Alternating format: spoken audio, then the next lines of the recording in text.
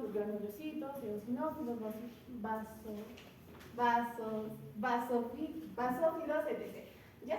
Entonces, este proceso va a ocurrir en diferentes cavidades de lo que es la médula sanguínea, los huesos largos proximales, lo que son las columnas vertebrales, etc.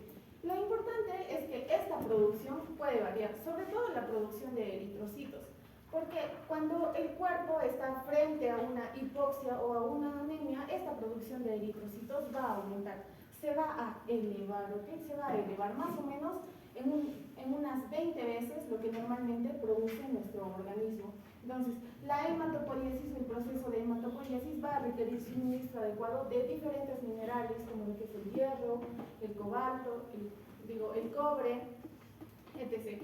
Y también lo que es las vitaminas, como lo que es la vitamina B12, la vitamina B9, lo que es el ácido ascórbico, entre otros. Entonces, la deficiencia de alguno de estos factores de crecimiento, de alguno de estos minerales o de alguna de estas vitaminas va a generarnos lo que son anemias de tipo específicas que vamos a ver más adelante.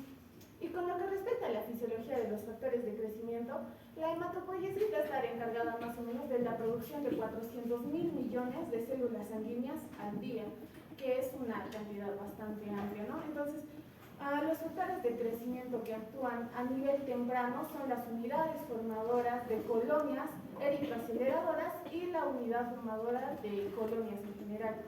Ya para más adelante, para las etapas maduras, como vemos acá, va a actuar lo que es la eritropoyetina, el factor estimulante de colonias de granulocitos, el factor estimulante de colonias de monocitos, o incluso la trombopoyetina. Es importante mencionar que estos factores de crecimiento a veces, van a interactuar entre ellos sinérgicamente y van a crear lo que son redes de interacción entre estas, ¿no? Esta creación de redes como tal hace que estas actúen de forma inespecífica en varios de estos, ¿no? En varias de las formaciones de estas células sanguíneas. Pero ¿qué pasa cuando nos falta, digamos, uno de los que son específicos? Por ejemplo, la eritropoyetina, que nos sirve para la formación de los glóbulos rojos. Si esta que actúa de forma específica para la producción de glóbulos rojos está ausente o no está en cantidades adecuadas o su producción está inadecuada, pues vamos a tener una citopenia específica, en este caso una anemia, ¿no? Porque habría una falta de glóbulos rojos. Entonces, si bien es cierto que estos van a interactuar entre sí para hacer que la producción más o menos sea adecuada, también necesitamos de los que son más específicos y que actúan en las etapas maduras de la producción, ¿no? Siguiente, doctor, por favor. ¿Cuáles son las células que tienen memoria, doctor? Los linfocitos. ¿Cuáles son las células que no tienen núcleo? Los células. Y las plaquetas, normalmente, antiguamente se pensaba que actuaban también por estimulación de la eritropoyetina, ¿no? Pero ahora ya han sintetizado la trombopoyetina, una maravilla, ¿no? Y acá ha puesto usted que necesita esto, ¿no? Vitaminas, ¿no? Ácido fólico, vitamina B12, hidroxina. Lo más importante, ¿cuál es? Si no hay esos dos factores, están fritos, ¿no? No vamos a producir así que tengan hierro, ¿no? Entonces, vamos a ver eso, importante. Ya saben, en tiempos de vida media, por eso van a ser los machos, ¿no? Próximos. Ok, entonces el primer proceso que vamos a hablar más específicamente es de la eritropoiesis. Entonces, la eritropoyetina se va a formar a nivel de lo que es el riñoncito. Este riñoncito va a tener un sensor que va a reconocer los niveles de oxígeno. Si es que los niveles de oxígeno son adecuados, ¿sí? Si es que los niveles de oxígeno son adecuados, si no hay hipoxia, vamos a tener una enzima que es la prolilhidroxilasa que actúa junto con el oxígeno, es decir, necesita de oxígeno para actuar, ¿no? Esta prolilhidroxilasa va a hidroxilar lo que es el factor inducido por hipoxia 1-alfa, ¿ok? Entonces, actúa sobre lo marca prácticamente, ¿para qué? Para que esta DHL que es la proteína de von Hippel-Lindau, la destruye, ¿no? La destruye. Entonces, ¿de qué se encarga este factor inducido por hipoxia 1-alfa? Bueno, cuando los niveles de oxígeno son inadecuados, es decir, hay hipoxia, ¿ok? Si hay hipoxia, este factor inducido por hipoxia se va a activar. No se va a destruir, ¿por qué? Porque esta prolilhidroxilasa necesita oxígeno para funcionar, y si no hay oxígeno, no funciona esta y tampoco la DHL. Entonces, este factor inducido por hipoxia 1-alfa va a ser como un interruptor maestro que va a activar la formación de lo que son la eritropoyetina o los genes inducibles para eritropoyetina y los factores de crecimiento endotelial vascular. Entonces, es como un interruptor maestro, ¿no? Que va a activar la proliferación o la formación de lo que son diferentes tipos de células sanguíneas. Ahora, también tenemos lo que es una variación de que es el factor inducido por hipoxia 2-alfa, que va a estar relacionado con la producción de lo que es el hierro, ¿no? Es un gen relacionado con el hierro. Entonces, ¿qué pasa, digamos, cuando esta DHL no está funcionando adecuadamente? Si es que esta DHL no está funcionando adecuadamente, a pesar de que los niveles de oxígeno son adecuados, no va a haber quien destruya este factor inducido por hipoxia 1-alfa. Entonces se va a generar la policitemia. Es decir, como no hay quien destruya esto, el gen inducible de eritropoyetina va a estar aumentando, va a haber más eritropoyetina, se va a estimular lo que es la eritropoiesis y va a haber un aumento en la cantidad de glóbulos rojos, ¿no? Lo que terminaría en una policitemia. Vuestra compañera les ha explicado acá. ¿Han entendido? A ver, levanten la mano los que han entendido.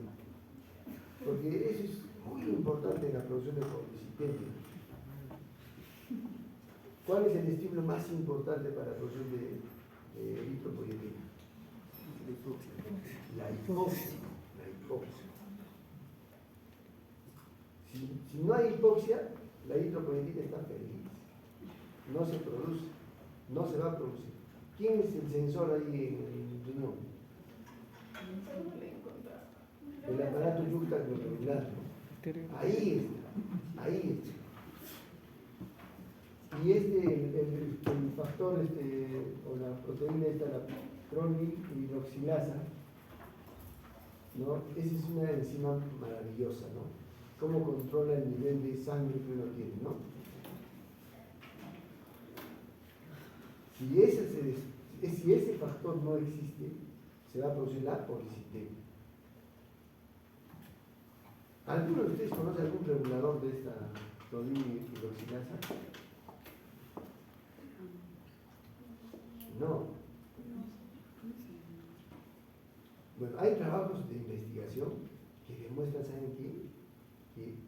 Que el orégano puede activar a esta proteína, a este enzima. Pues mucha gente que tiene poliglobulia, en vez de estar haciéndose sacar sangre, puede tomar mate de orégano. Bueno, no sé hasta qué punto será validado científicamente, pero así funciona.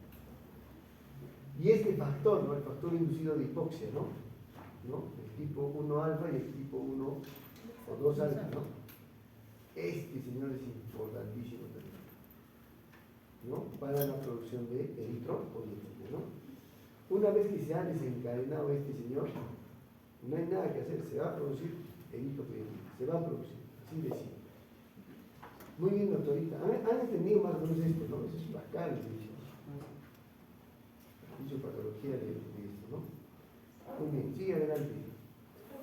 Entonces, la eritropoyetina se va a producir en lo que son las células peritubulares de lo que es el riñoncito, ¿ok?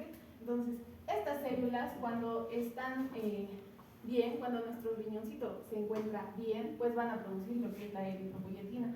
Pero en una enfermedad renal o enfermedad crónica renal, hay una diferenciación de estas células peritubulares, interglobulares, en donde estas se van a convertir o se van a fibrosar. Va a haber una diferenciación a miofibroblastos. Cuando estas se diferencian a células miofibroblásticas, en vez de producir eritropoyetina, van a empezar a producir colágeno, ¿no? Y dejan de ser funcionales como tal. Es por eso que en las enfermedades renales crónicas me pueden producir lo que es anemia por falta de la producción de eritropoyetina. Entonces es un factor importante a recordar, ya que nos va a un poco orientar al manejo de estas patologías. Ahora, ¿qué más? Cuando la eritropoyetina se produce, esta se va a unir a lo que son las unidades formadoras de colonias eritroaceleradoras y las unidades formadoras de colonias como tal. Entonces, la célula madre o la célula totipotencial o pluripotencial que nosotros vimos al inicio, gracias a lo que es el factor estimulante de colonias de monocitos y granulocitos y a lo que es la intervención de la interleucina 3, va a pasar a formar, ¿no?, la unidad formadora de colonias eritroaceleradoras de eritrocitos, que gracias a la acción de la eritropoyetina va a formar lo que es la unidad formadora de colonias de eritrocitos, y de nuevo, gracias a la acción de la eritropoyetina, va a pasar a formar lo que es el proeritroblasto, luego los eritroblastos basófilos, etc. Entonces, acá tenemos una división bastante importante, porque la célula madre, para pasar a estas unidades formadoras de colonias, necesita sí o sí de lo que es la eritropoyetina. Entonces, es muy importante este nivel. Sin eritropoyetina no se va a continuar este paso de célula madre hasta que llegue, ¿no?, a un eritrocito. También es importante recalcar que en este punto de divisiones celulares va a actuar lo que son las vitaminas tanto B9 y la vitamina B12. Si es que esta vitamina B9 y B12 no estarían, no se va a dar lo que es la producción o la replicación de lo que sería el ADN de estas células. Es decir, el crecimiento y la duplicación del citoplasma se sigue dando, pero su ADN no se está sintetizando, no se está duplicando, entonces no va a haber división celular de estas células madres, de estos proeritoblastos, de estos eritoblastos basófilos. Entonces, si no hay una división de estas, porque el ADN no se está sintetizando, vamos a tener lo que son eritrocitos que van a ser grandes porque el citoplasma seguía creciendo, pero que no se han dividido porque el ADN no se ha replicado. Entonces, es importante por eso. Y el hierro, que va a actuar ya a lo que es el nivel de la formación de eritrocitos basófilos y eritrocitos policromatófilos, al permitir la unión de lo que es el grupo hemo, ¿no? Recordemos que si nosotros recordamos la configuración de la hemoglobina, tenemos las dos cadenas alfa, las dos cadenas beta, que están unidas, ¿no?, por el hierro. Entonces es importante por ello. Sí, y ya después la formación de estos eritrocitos policromatófilos va a pasar a eritrocitos ortocromáticos, luego a los reticulocitos, y estos van a madurar a los eritrocitos, ¿no? Entonces, más o menos ese sería el proceso. Ahora, ¿por qué es importante mencionar al hígado y el hierro aquí? Porque el hígado se va a encargar de la liberación de ese hierro por medio de lo que es la ferroportina, ¿no? Es como puerta de hierro, ferroportina. Entonces, esta liberación de hierro está controlado por lo que es la epsidina, que lo van a ver más adelante de forma más detallada con mis compañeros. Entonces, esta epsidina controla esta puerta, esta ferroportina. Si es que está muy elevada la epsidina, pues va a haber una disminución de la liberación de hierro. Pero si es que no habría esta epsidina, no habría control del hierro que se está liberando, y pues el hierro aumentaría demasiado. Entonces, por eso es importante también mencionar. Ahora, si pasamos a hablar de lo que es las terapias con eritropoyetina recombinante humana, que es cuando hay falta de esta eritropoyetina, vamos a tener lo siguiente, ¿no? Esta eritropoyetina recombinante humana simula la estructura de la eritropoyetina.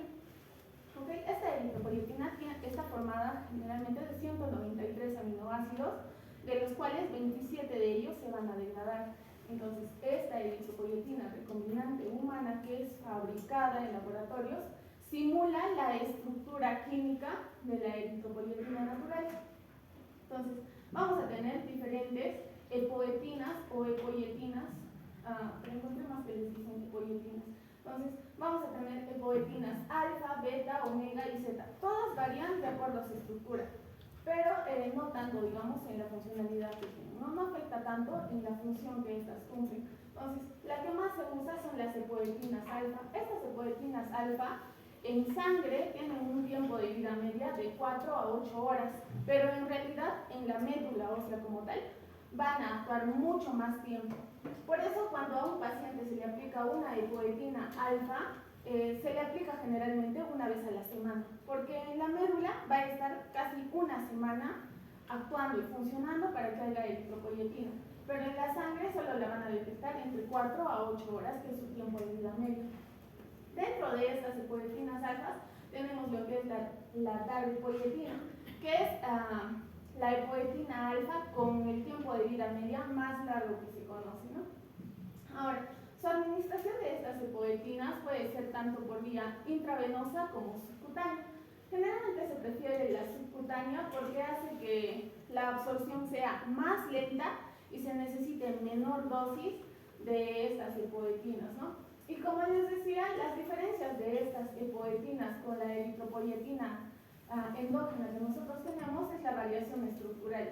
¿Sí? La variación estructural, porque no simula del todo los 193 aminoácidos que tiene la eritropoyetina. Pero, como les decía, esto no afecta la función que estas cumplen dentro de nuestro organismo, ¿no? Ahora, también se ha visto que estas epoetinas últimamente son utilizadas por atletas para mejorar su rendimiento. Entonces, el hecho de que estas tengan una variación estructural permite su reconocimiento, ¿no? Lo que es más fácil para el dopaje, es decir, si un atleta usó epoetinas para mejorar su rendimiento, se le puede reconocer en el dopaje por esta variación estructural. Ahora, los usos terapéuticos de estas epoetinas, principalmente, como les decía, se usaba la epoetina alfa. Esta epoetina alfa va a tener usos terapéuticos principalmente en lo que son anemias asociadas a lo que son cirugías o quimioterapias, que vamos a verlo más detallado adelante, en casos de niños que han nacido o recién nacidos prematuros, en caso de afecciones inflamatorias crónicas y en caso de la darbepoetina, que está principalmente indicada en anemias secundarias a enfermedades crónicas renales. Es importante que cuando a un paciente se le da eritropoyetina recombinante humana o estas epoetinas, se le realice monitorización. ¿Sí? ¿Por qué es importante? Primero, hay que tener en cuenta lo que es la terapia de hierro suplementario o complementario, ¿no? Porque el hecho de darle epoetina a nuestro paciente, como va a haber mayor cantidad de eritropoyetina, se va a generar mayor producción de glóbulos rojos y junto con esto pues se va a necesitar más hierro, ¿ok? Entonces puede generarse una deficiencia, ¿no? Puede generarse una deficiencia de hierro porque está utilizando más hierro en el pacientito para producir más glóbulos rojos. Entonces hay que controlar que el hierro del paciente no esté demasiado disminuido, ¿no? Cuando se le da esta terapia de hierro suplementaria, cuando el paciente va a tener niveles de ferritina sérica menores a lo que son 100 microgramos por litro, o cuando su saturación sérica de transferrina es menor al 20%. Otra cosa que se debe controlar es el hematocrito. Entonces, el hematocrito en pacientes que están inmunocomprometidos, como pacientes con VIH, por ejemplo, esta se tiene que determinar una vez a la semana. Es decir, yo le tengo que medir el hematocrito a mi paciente una vez a la semana. Y en pacientes que tienen insuficiencia renal, se le tiene que medir 2 veces por semana. ¿Por qué? Porque yo tengo que fijarme que el hematocrito no suba bruscamente. Es decir, tiene que aumentar de forma gradual en mi paciente. Si sube de forma muy brusca, esto puede aumentar la viscosidad de la sangre y puede traer diferentes efectos adversos que vamos a ver ahorita. Entonces, tengo que controlar que el aumento de mi hematocrito sea gradual. Si yo veo que el aumento de mi hematocrito es mayor a 4 puntos en 2 semanas, esto se refiere a puntos porcentuales. Porque el hematocrito, los valores normales van, ¿no? O oscilan más o menos entre 36 y 45%. Entonces, si yo veo que el hematocrito de mi paciente ha subido en esas 2 semanas más de 4 puntos, yo tengo que disminuirle la dosis. Porque si el nivel de hematocritos aumenta demasiado rápido, ya les dije, puede aumentar la viscosidad de la sangre, no voy a tener demasiadas células sanguíneas. Entonces, eso es malo, puede tener diferentes adversos. Y lo otro es que va a haber... Y lo otro es que va a haber... ¿Cuántos exponentes son? Sí, ya me voy a poner. Y lo otro es que va a haber una respuesta retardada. Ya estás casi una hora, ya, doctorita. Perdón. Y el otro es que va a haber una respuesta retardada. Es decir, que el hematocrito no va a aumentar de frente, sino voy a ver yo recién el cambio entre las 2 a 6 semanas. Y entre los efectos adversos, sobre todo por el aumento de la viscosidad, voy a tener el riesgo de eventos cardiovasculares, lo que es el riesgo en la hemodiálisis, ya que estos pacientes están más propensos a coagulación, el riesgo de hipertensión también por el aumento de la viscosidad y efectos adversos más comunes como lo que es cefalea, taquicardia, edemas, vómitos, náuseas, etc. ¿no? Siguiente, por favor. Entonces, las eritropoyetinas son fármacos que usan mucho en insuficiencia renal, ¿no? ¿Por qué? Porque ahí simplemente no se... La eritropoyetina tiene varias funciones. Una función es a nivel de la sangre, la diferenciación, pues, ¿no? De la célula madre y todas esas cosas. Pero la otra función es en la absorción del hierro. Una persona que no tiene eritropoyetina no va a absorber hierro, por lo tanto va a tener deficiencia en sus almacenes de hierro. ¿Cómo se mide eso? Con la ferritina, ¿no? Con la ferritina, ¿no?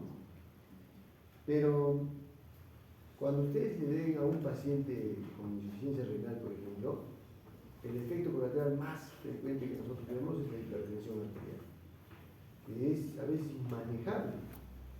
O sea, muchas veces esos pacientes desarrollan insuficiencia renal, ¿por qué? Por hipertensión arterial.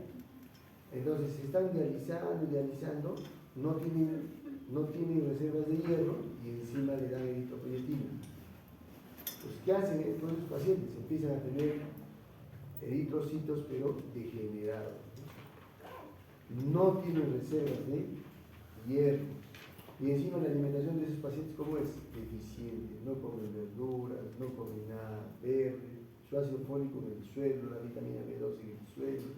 O sea, al final es una desgracia manejar a esos pacientes con eritropoyetina. Entonces, lo que ha hecho su compañera, y estoy de acuerdo en eso, es que para darle tu eritropoyetina a un paciente, lo primero que tienes que hacer es ver sus reservas de hierro, ¿no? Lo segundo, y si no tiene, tienes que darle suplemento de hierro. No le vas a dar por vía oral, pues. Ahí se tiene que dar por vía endovenosa. Lo segundo es ver su ácido fólico. Tienes que dar también suplemento de ácido fólico, vitamina B12. Recién ahí va a funcionar. ¿Cuál es la dosis? Generalmente la eritropoyetina se usa pues cada 15 días, cada 30 días, ¿no?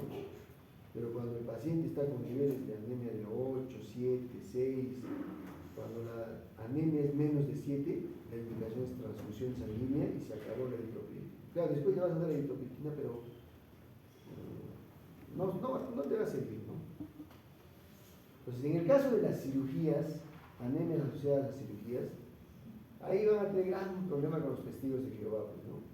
Respetamos obviamente sus ideas, sus principios, no tienen nada que ver con eso, pero muchas de esas personas lo primero que hacen es mandar una carta notarial y dicen no vas a transferir. Entonces, ¿qué es lo que hacen? En otros centros, en centros así que son hospitales para esas personas, es que los preparan previamente para la cirugía.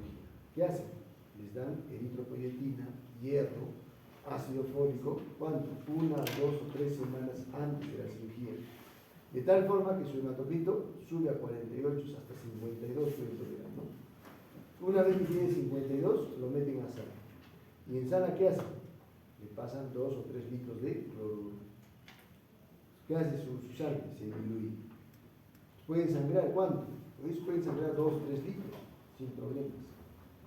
Y salen de sala y, ¿no? Están vivos, ¿no? Entonces, esos anemias asociadas a cirugía van a tener muchos problemas. ¿Ya? Muy bien. No se olviden, el mayor riesgo de estos efectos adversos es la hipertensión arterial, ¿ya? También la trombocitosis, ¿no? O sea, tienen mayor propensión a hacer coágulos sanguíneos. ¿Ya? ¿Por qué? ¿Por qué, doctorita? Porque la eritropoyetina no solamente estimula la diferenciación de la célula madre a eritrocitos, sino también estimula la proliferación de megacariocitos. Entonces, por eso es la doble acción. ¿Ya? Por eso es la doble acción.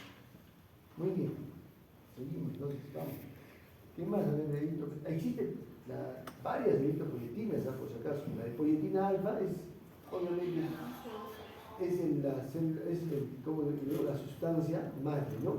Pero existe la darbepoyetina, la carbapoyetina, existen varios preparados en el mercado, ¿ya? Que ustedes pueden usar. Pero como ha dicho su compañera, que el mayor tiempo de vida media tiene es la darbepoyetina, ¿ya? Entonces, para entender un poco lo que es qué terapias vamos a dar, es importante conocer las anemias, y esto es solo una visión general. Y de acuerdo a lo que es el volumen corpuscular medio, vamos a clasificar las anemias en microcíticas, normocíticas y macrocíticas. Estas microcíticas, pues, es cuando tienen un volumen corpuscular medio menor a 80 femtolitros. Normocíticas, el volumen corpuscular medio está normal, es decir, va de 80 a 100.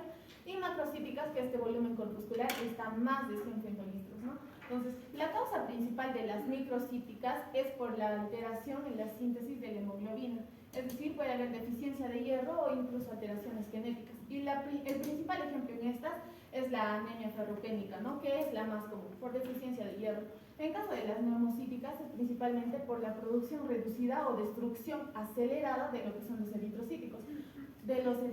Como por ejemplo, tenemos lo que es la anemia hemolítica, es decir, la producción de glóbulos rojos está normal, lo que se ve afectado en este caso es la destrucción de glóbulos rojos, ¿no? En caso de este tipo de anemias, por ejemplo, el tratamiento generalmente puede ser retirar el vaso, o se pueden usar corticoides, etc. Y en caso de las anemias no hemolíticas, la alteración está a nivel de la producción de los glóbulos rojos como tal, ¿no? Puede ser en la enfermedad renal crónica, que hemos visto que es por falta de eritropoyetina, o incluso las anemias aclásicas, donde la médula ósea es la que está fallando. Y en caso de lo que son las macrocíticas, que va a ser principalmente por la alteración de la síntesis de ADN. Y como les mencioné, quienes participaban en la formación de la síntesis de ADN o eran principales vitaminas para esto, lo que es la vitamina B12 y el ácido fólico, ¿no? Entonces acá tenemos las anemias megaloblásticas principalmente, que es por deficiencia de estas vitaminas, o incluso las no megaloblásticas, ¿no? Entonces es importante entender estos conceptos de hemoglobina. Para yo, digamos, decir que mi paciente tiene anemia, voy a tener que tomar en cuenta el valor de la hemoglobina, el valor del hematocrito y el valor del volumen corpuscular medio. Esas tres principalmente. El valor de la hemoglobina en varones cuando es menor a 13 o a 13.5 en algunos casos, en mujeres cuando es menor a 12 o a 11 y en niños cuando es menor a 11. Y en caso del hematocrito se toma en cuenta cuando está menos del 35%, ¿no? Y ya hemos visto las diferencias en lo que es el volumen corpuscular medio. Entonces, los usos terapéuticos para las epoetinas, principalmente para la epoetina alfa, hemos visto, ¿no?, que en anemia secundaria a una enfermedad renal crónica o a una insuficiencia renal crónica. Yo les mencionaba que el tratamiento es las epoetinas alfa. Ya les mencioné por qué se prefería la vía subcutánea a la intravenosa, que es porque se necesita menor dosis, ¿no? Y como les decía, las dosis tienen que ser de acuerdo a la variación que va a tener el hematocrito. Es decir, yo no puedo hacer que el hematocrito suba de golpe. Tiene que ser un aumento gradual. Como les mencioné, lo que era la monitorización. Ahora, las dosis en estos pacientes puede variar de 80 a 120 unidades por kilogramo 3 veces por semana. Primero se da una dosis inicial, que es como una dosis base, y luego se da una dosis de mantenimiento que puede ir entre los 10 a 300 unidades por kilogramo, pero en promedio se suele utilizar 75 unidades por kilogramo 3 veces por semana también. Ahora, ¿en qué casos puede generar resistencia a mi paciente? En casos en los que mi paciente puede tener una enfermedad inflamatoria o deficiencia al hierro, ¿no? Como mencionó el doctor, si es que mi paciente va a tener una deficiencia al hierro, pues no me sirve mucho darle esta eritropoyetina porque es parte también de la monitorización. Tengo que fijarme los niveles de hierro de mi paciente. Y como les mencionaba, la darbepoyetina es la que está principalmente indicada en las anemias secundarias a las enfermedades renal crónicas. En caso de la anemia en pacientes con SIDA, también está indicado lo que es la epoetina alfa. Sobre todo en pacientes que están utilizando lo que es la sidobudina para su tratamiento de SIDA. Esto actualmente ya no se usa porque el tratamiento de SIDA ha ido avanzando, ¿no? A lo que es el uso de otros antirretrovirales. Entonces, como ya no se usa tanto la sirobudina, el tratamiento de anemia para pacientes con SIDA también ha disminuido, ¿no? Ya no se usa tanto la epoetina alfa, porque la causa de anemia en pacientes con SIDA ha variado de acuerdo al cambio de tratamiento que se les da ahora. En caso de anemias relacionadas con el cáncer, de nuevo también está indicado la epoetina alfa. Esto principalmente es para disminuir el requerimiento de transfusiones sanguíneas y mejorar los síntomas de la anemia que tienen los pacientes con cáncer. Ningún estimulante, ni de colonias, ni de eritrocitos, nada se recomienda porque eso aumenta la diseminación del cáncer. Sí, justo eso lo iba a mencionar, y es que su uso está disminuyendo porque el riesgo de la estimulación tumoral. Ninguno, no se da en cáncer, chicos, ¿no? Tengan cuidado. En UCI nunca damos eso. A un paciente con cáncer darle eritropoyetina o filgastrin, no le damos. De doble cara. Más todavía si es una enfermedad hematológica, ¿no?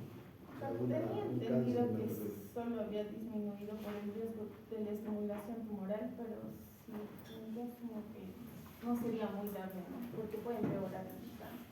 Y lo último, y lo otro sería en uso de pacientes que están a punto de entrar a cirugía, ¿no? O perioperatorios. Esto para disminuir de nuevo la necesidad de transfusiones sanguíneas o la de transfusión de eritrocitos. Se usa principalmente en pacientes que están teniendo pérdida de sangre o en cirugías ortopédicas o cirugías cardíacas, pero en pacientes seleccionados.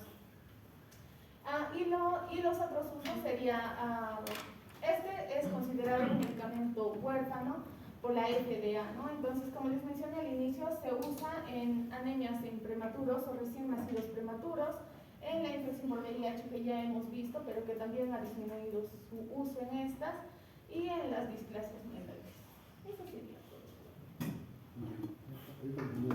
Sí, siguiente, por favor.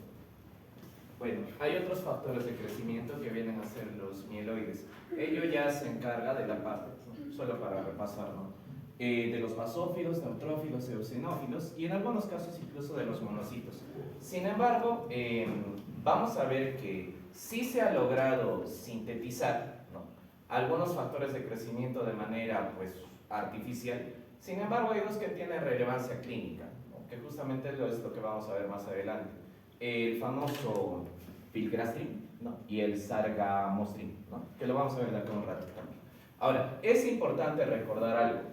Estas células mieloides, ¿no?, van a dar lugar pues a estos conjuntos celulares, a estos linajes que nosotros ya conocemos, pero son producidos naturalmente, por ejemplo, por fibroblastos, células endoteliales, macrófagos, células T, etc.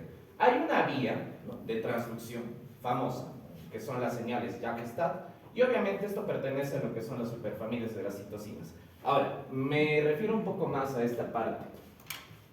Como dije, hay dos que tienen relevancia clínica. Hay uno que solamente está restringido, por eso lo hemos subrayado, solamente a neutrófilos, y es el que va a tener mayor uso, incluso hay indicaciones de acuerdo a lo que dice, ¿no?, el Ministerio de Salud y demás, pero hay otro que ha caído un poco en desuso, debido a que genera un poco más de toxicidad y tiene más efectos adversos, que va no solamente a estimular la producción de neutrófilos, sino de los otros linajes de células mieloides.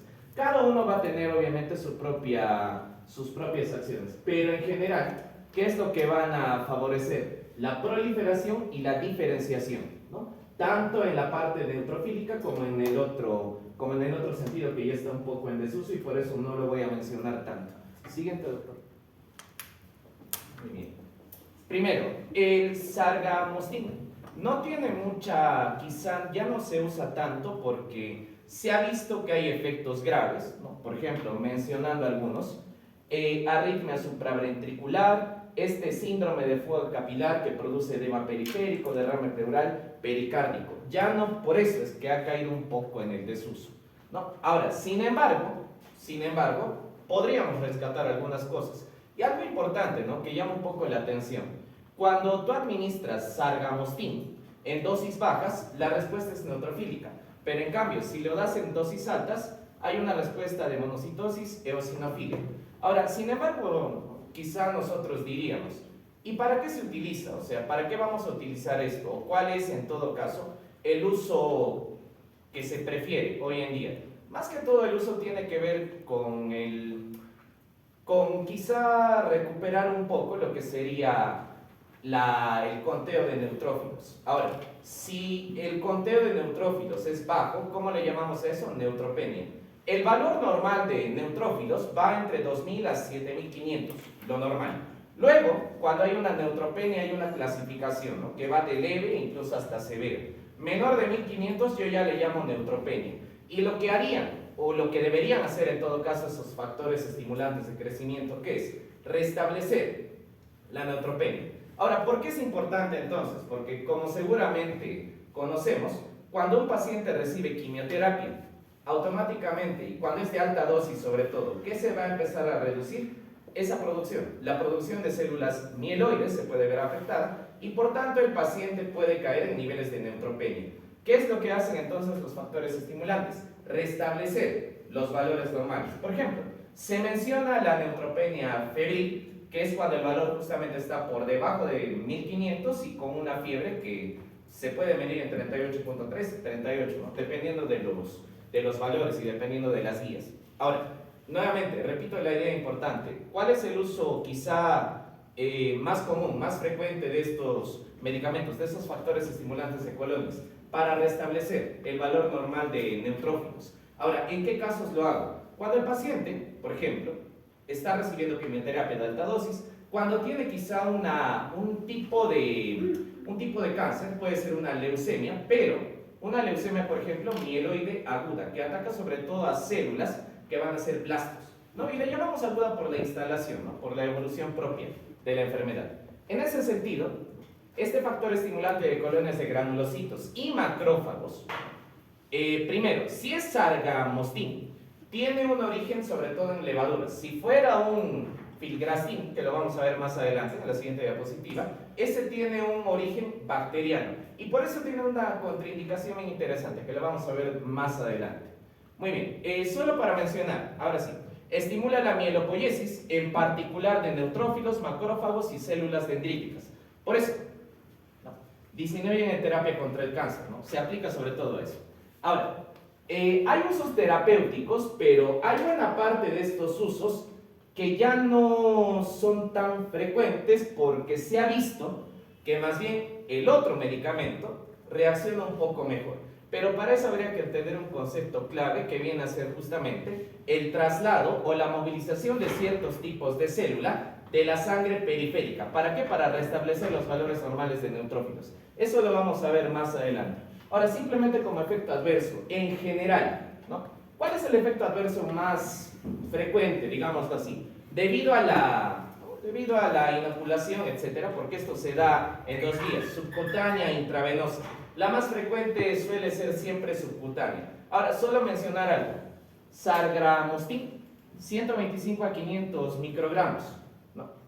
Es una dosis muy elevada. Y algo importante, creo que estaba en la otra diapositiva, pero lo voy a mencionar. Normalmente estos factores de crecimiento, ¿cuándo se activan? A dosis bajas, concentraciones bajas. Si yo le invierto demasiada concentración, es peligroso. Puede pasar lo que el doctor ha mencionado, que de repente se genere un efecto adverso, donde más bien el número de, por ejemplo, en el cáncer, el número de células cancerosas aumente, ¿no?, debido a que lo estamos estimulando. Puede darse, ¿no?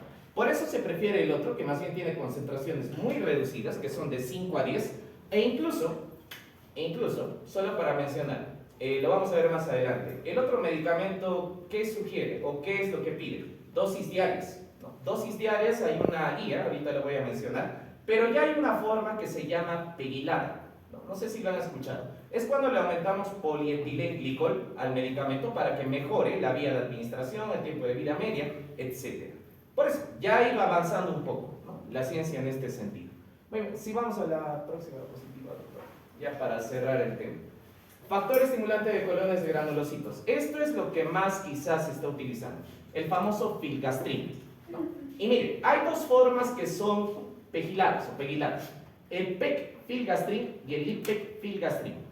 ¿Por qué le llamo peligado? Nuevamente porque le estoy aumentando polietilenglicol. ¿Para qué? Para mejorar su tiempo de vida media, etc. La administración, como ya lo mencioné, subcutánea e intravenosa. Normalmente es más subcutánea, dosis diarias de 1 a 10, acá dice 1 a 20, pero los valores pueden variar, de 1 a 10 microgramos por litro, o por decilitro en todo caso, o como dice acá, ¿no? De 1 a 20 microgramos por kilogramo por día. Muy bien. Ahora, lo interesante de esto, ¿qué es? De este filgastrin. Miren, en los usos terapéuticos se utiliza sobre todo en neutropenias, ¿no? Neutropenia grave, congénita grave, etc. Pero lo que mencionaba hace un rato, se ve que es mucho más eficaz en esto, en una recolección de PBSS. ¿Eso qué es? Es cuando sacamos células madre de la circulación periférica, de la sangre periférica. ¿Eso para qué lo hacemos? Eso lo hacemos, por ejemplo, en los casos de pacientes que tengan algún tipo de cáncer, alguna condición que les genere neutropenia, para restablecer. Ahora, solo para entendernos, como quizá ya sabemos, las células sanguíneas se generan en la médula ósea. Entonces, ¿para qué saco células madre de la sangre periférica? Para restablecer el número de células madre que ya tenía la médula ósea. ¿Eso qué significa? Que voy a restablecer las células madre en la médula ósea y esta médula ósea puede volver a generar y obviamente nivelar los niveles de células, de neutrófilos y demás que el paciente puede estar perdiendo. Para eso se hace. Y esto es lo más eficaz, ¿no? En todos los tipos de trasplantes se ha visto que esto es eficaz. Ahora, a ese volumen o a esta cantidad, a esta concentración de células que voy a sacar y que voy a colocar al paciente, hay tipos de trasplante, lo voy a mencionar de manera rápida, a eso se le llama injerto, ¿no? Entonces, se ha visto que los injertos que provienen de los factores estimulantes de colones y granulocitos funcionan mucho mejor que lo que hemos visto hace un rato, ¿no? En la otra diapositiva. Ahora, también obviamente se puede utilizar en el caso de pacientes que ya tengan SIDA, porque el SIDA, dentro de las cosas que produce, también produce neutropenia. Ahora, doctor, la última, ya para ir cerrando. Reacciones adversas. Como les dije, doloroso, de leve a moderado normalmente. Después de la inyección puede haber una reacción cutánea, quizá una vasculitis cutánea necrosante, etc. Acá están los dos efectos curiosos, ¿no? No se administra a pacientes que tengan hipersensibilidad a proteínas producidas por Escherichia coli. ¿Por qué? Porque justamente este medicamento proviene de cepas bacterianas, ¿no? En general de Escherichia coli, a diferencia del otro que venía de levaduras, ¿no? Y pacientes con anemia depranocítica. ¿Cómo se le llama esa anemia? Anemia de células falciformes, ¿no? Cuando los eritrocitos, o bueno, cuando las células toman una forma de os y van a producir otro tipo de efectos, ¿no? Que, bueno, por cuestiones de tiempo ya no lo voy a mencionar. En síntesis, ¿cuál es el uso actual de esto? Para el trasplante, ¿no? Y como lo mencioné, hay tres tipos de trasplante cuando el paciente requiere células sanguíneas. Trasplante de médula, trasplante de médula ósea, trasplante o ponerle, ¿no?, células a través de lo que viene a ser utilizando las células del cordón umbilical y lo que más se utiliza a través de la sangre periférica, ¿no? Eso es lo común, es lo normal. Incluso, ¿no?, cuando uno revisa, ¿no?, en internet, ya hay una ficha técnica de este medicamento justamente que ha sacado el MINSA y dentro de las, ¿no?, me permito leer, ¿no?, dentro de las reacciones adversas igual, náuseas, vómitos, en el caso de pacientes con neoplasia, por ejemplo. Y en el caso de pacientes con neutropenia crónica grave, anemia. Hay un efecto que no lo he mencionado porque es un poco raro, la famosa esplenomegalia o rotura de vaso, ¿no?, como le llaman algunas bibliografías. Ya, muy bien, le cedo la posta a mi compañero. Ya, felicitar a vuestro compañero, ¿no? Entendido, ¿cierto? Esta es una exposición correcta, ¿no? Voz clara, uno habla con la cara y con las manos, ¿no? No aburre a los que escuchan, a los interlocutores. Entonces, bueno, se ha preparado también, ¿no?, dentro de lo que se espera, ¿no? Nos ha traído su fichita. Está bien, ¿no es cierto? Entonces, no, o sea, de hecho que los individuos van a decir, no sé, ¿no?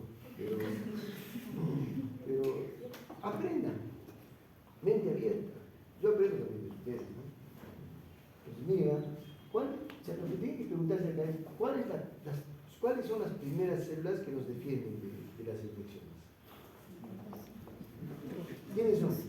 ¿Los monocitos, los macrófagos o los neutrófilos? Los neutrófilos son la primera línea de defensa, ¿cierto? Por lo tanto, cuando estos medicamentos han sido creados, justamente ¿para qué? Para que normalmente, por ejemplo, un paciente le dan quimioterapia hoy día y más o menos a los 6, 7 días, eso lo habrán hecho ya pues el semestre anterior, después de que es quimioterapia. Hay varias fases, ¿no? Fase de inducción, remisión, consolidación, hay varias fases, ¿cierto? Entonces, la inmunosupresión no se produce inmediatamente, se va a producir a partir de los 7 días, más o menos. Entonces, esa persona cuando se produce la inmunosupresión, ¿cómo queda? Frito, ¿cierto? Entonces, nosotros necesitamos recuperar la inmunidad de ese paciente lo más rápido posible, con lo que sea, porque si no ese paciente se va a infectar con hongos, neumocitis carini, virus, va a empezar a tener muchas infecciones, hongos. Entonces, a esos pacientes, la idea es darles esto. ¿Para qué? Para que recuperen la cantidad de ¿qué? De neutrófilos. De neutrófilos. Entonces, es lo primero. Entonces, por eso es que un poco ha fracasado el sargamostrin, ¿no? ¿Qué cosa es lo que más recupera del sargamostrin? Este recupera primero los macrófagos y al final recién recuperan los neutrófilos. En cambio, el filgastrin, lo primero que recupera, ¿qué cosa es? Es casi específico para recuperar neutrófilos. Por eso es que este medicamento ha tenido mucho auge. Tiene auge ahorita, ¿no? Nosotros, cuando nos pasan pacientes, ¿no? Que han sido sometidos a quimioterapia, están con neumonía. ¿Qué hago con una neumonía? Le doy antibiótico por una parte, ¿cierto? Pero la otra parte, ¿qué va a hacer? Recuperar su inmunidad. Entonces tengo que usar el antibiótico. ¿Cuál es el otro grupo de pacientes? Aquellos que se someten a trasplantes, ya sea de médula ósea, ya sea de órganos. ¿Qué tengo que hacer para ponerle un riñón nuevo a una persona? Inmunosuprimirlo, porque nosotros lo inmunosuprimimos hasta tal punto que no va a reconocer el riñón ajeno, ¿sí o no? Y lo mantengo ahí. Entonces, esa persona recibe el riñón, bacán, todo chévere, está orinando, está en una perfusión, pero ¿qué va a hacer? La sangre va a empezar a entrar a ese nuevo riñón y va a empezar a reconocer que ese riñón no es de él. ¿Y qué va a empezar a hacer? Infección. Entonces va a ser enfermedad de trasplante, ¿no? El famoso GVH, ¿no? Enfermedad por trasplante, por injerto. Entonces, para esos pacientes, muchas veces se nos pasa la mano, chicos. ¿Ya? Por ejemplo, cuando hacen trasplante de médula ósea, allá en Lima, con una unidad de trasplante, están encerrados después de una primera puerta, segunda puerta, tercera puerta, ahí están metidos en una cámara con flujo laminar. Porque esos pacientes, tú entras con una gripe y lo vas a matar a ese paciente. Entras con cualquier infección y lo manipulas mal, lo vas a matar al paciente. Pues muchas veces esos pacientes se infectan, porque no todos cumplen las reglas, ¿no es cierto? Entonces se infectan. Y cuando se infectan, ¿qué es lo primero que hay que hacer? Recuperar la inmunidad. Para eso, ¿quién está otra vez? El filgastrin, ¿no? Otra vez está el filgastrin para eso. ¿Estamos de acuerdo? Ese es el mayor uso que se le da a esos fármacos. Y el efecto colateral más frecuente, pero uno de los efectos colaterales más frecuentes, pero menos diagnosticados, ¿cuál es? La esplenomegalia. ¿Ya? Todos hacen esplenomegalia, todos hacen esplenomegalia. Pero no se diagnostica mucho, pues solamente cuando se diagnostica, cuando el paciente dice, ay, me duele acá en la parte izquierda, no sé qué cosa será. Me duele, y ¡pum! Está ahí el brazo, ¿no? Ahí recién se dan cuenta que tiene hepatomegalia. Mientras tanto, entonces, como rutina, incluso ahora se les hace ecografías cada semana, ¿no? ¿Estamos de acuerdo? ¿Han entendido más o menos el uso de estos estimulantes de colonias? Esto lo van a hacer en el próximo semestre en hematología. ¿Ya? Todo esto que estamos viendo, toda esta cosa que ha explicado su compañera de estos factores, del factor, ¿no? Inducido por la hipoxia y toda esa cosa, el factor del von Hippel-Lindau, hay una enfermedad del von Hippel-Lindau, ¿no es cierto? Todo eso lo van a hacer, ya, pero bien, ya nada más todas sus exposiciones de tu compañero, está muy bien, hermano, sí, tienes que poner todos los temas. Todos los temas serían acá, ¿no? Es cuestión de... Es cuestión... Mira, él, por ejemplo, tiene un perfil para ser docente. Es docente. ¿No? Él tiene más un perfil. Pero el asunto es qué cosa, o sea, es la pasión, o sea, yo sé que a los que nos gusta enseñar, por ejemplo, mira, a mí me gusta enseñar, ¿no? No sé si me habrán pagado, recién hace 2 días, 3 días he firmado mi contrato. No me importa. Habían dado bonos, dice, habían dado bonos de 500, ni siquiera recibí. Ahora, con esta cosa del nombramiento, dije, no me importa si me nombran. Pero cuando te importa, o sea, cuando algo lo haces por gusto, así por ganas, es bacán, ¿no? Entonces, él, por ejemplo, ¿no? Si esa pasión lo pondría en todo lo que hace, este muchacho sería imparable, ¿no? Y eso es lo que pasa. Todos tienen ustedes dones, ¿ah? Por si acaso. Todos ustedes, no se miren ahí como que él es la estrella, el rey de acá. No. Cada uno de ustedes tiene un don. Solo que tienen que descubrir. Algunos de ustedes, por ejemplo, será pues, la elocuencia, ¿no? Otros serán exposición, otros serán, incluso son guapas y guapos. Eso puede ser su don. ¿No? Algunos de ustedes son futbolistas, ¿no? Ese será su don, a cultivar. Pero todos nosotros tenemos dones. Todos, ¿cuáles serán vuestros dones? No sé. Tienen que descubrir ustedes, esa es su misión. Ya, entonces, doctor, entonces, ¿no? Tengo que estudiar nomás. Vamos. Sí. Ya estamos cerca, yo voy a volar acá a 1:55.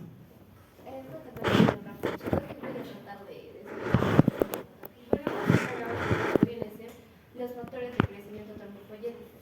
Lo que sabemos es que la trombocitopenia es muy riesgosa y lo que principalmente se da, o bueno, lo que tratan o usan de hacer es dar infusión de lo que son las plaquetas, pero dice que esto es, a veces genera, o mayormente en muchos pacientes, genera reacciones adversas, haciendo que no haga una buena función. Entonces, para esto nos dan que son 2 fármacos que van a venir de lo que viene a ser la interleucina y también de lo que va a venir a ser la trombopoyetina. Bueno, tenemos, como dijimos acá, reguladores claves endógenos para la producción de plaquetas, que es la interleucina y la trombopoyetina. De interleucina vamos a sacar a lo que viene a ser la interleucina 11 humana recombinante, y de lo que viene a ser la trombopoyetina van a salir 2 que van a ser el romiplastin y el trombopac. ¿Ya? Y estos van a ser exactamente como dice, principalmente para el tratamiento de la trombocitopenia. Empecemos con la interleucina. Bueno, la interleucina 11 es una proteína, grupo de la citocinasa, va a ser producido por lo que vienen a ser los fibroblastos, las células del estroma que van a estar en la médula ósea. Va a estimular, va a tener acciones principales, ya sabemos que va a causar lo que viene a ser una respuesta inflamatoria, inmunitaria, todo eso, ¿no? Pero lo que vamos a recalcar acá va a ser 3 funciones, en que va a ser estimular la hematopoiesis, el crecimiento de las células epiteliales intestinales, la osteoclastogénesis, va a inhibir lo que viene a ser la adipogénesis y va a mejorar la maduración de lo que viene a ser los megacariocitos in vitro. Bueno, tenemos en lo que viene a ser la interleucina 11 humana recombinante. Esta va a ser producida por la expresión de la Escherichia coli, de tiempo vida media de 7 a 8 horas. Su respuesta a lo que viene a ser una respuesta trombopoyética va a ser de 5 a 9 días, pero esta respuesta va a darse en aquellas personas que no tienen otra enfermedad fuerte, inmunitaria, por eso dice pacientes normales, y esta administración va a tener que darse diaria. La administración se va a dar por vía subcutánea y el uso va a ser en pacientes quimioterápicos, o bueno, el uso que se va a dar más que todo va a ser en pacientes con quimioterapia, pero ojo, la quimioterapia tiene que ser en aquellas personas que no tienen tumores malignos no mieloides, o sea, en estas personas no se puede dar, ¿ya? Y que van a tener trombocitopenia, la trombocitopenia que va a ser menor a 20, ¿cierto? Y esta se va a administrar hasta un tal punto que llegue a 100, ¿sí? Las complicaciones de este uso va a ser primero la retención de líquidos, otro que va a ser síntomas cardíacos como aumento del gasto cardíaco, taquicardia y vasodilatación, disnea. Otros también que son poco frecuentes son la visión borrosa, el sarpullido o eritema, que van a ser estos más que todo en el lugar de inyección que se va a dar, y las parestesis. Lo que vamos a tener mucho cuidado va a ser en la retención y los síntomas cardíacos en personas adultas, en personas ancianas. La siguiente diapositiva. Vamos a tener también a lo que son los factores de crecimiento trombopoyéticos, que dije a lo que viene a ser la trombopoyetina. La trombopoyetina va a ser o es una glicoproteína que va a ser producida por lo que es el hígado, como lo dijo también Shir, en un momento lo nombró.